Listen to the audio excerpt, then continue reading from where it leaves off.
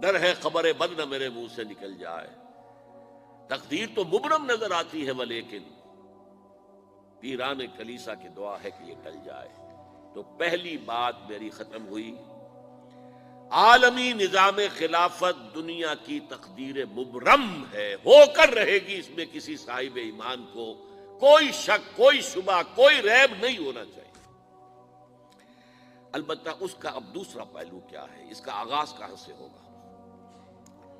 پہلی بات تو یہ، ہمارے بعض لوگوں کے ذہنوں میں، سادہ دل لوگ، وہ سمجھتے ہیں کہ پوری دنیا میں ایک ہی دفعہ آ جانی چاہیے، یہ کوئی علاقائی خلافت تو نہیں ہو سکتی، خلافت تو عالمی ہوتی ہے۔ ان سے میں کہتا ہوں، عالمی خلافت کب تھی جناب؟ یہ تو نہ خلافت راشدہ میں عالمی تھی، کیا ہندوستان شامل تھا اس میں؟ کیا چین شامل تھا؟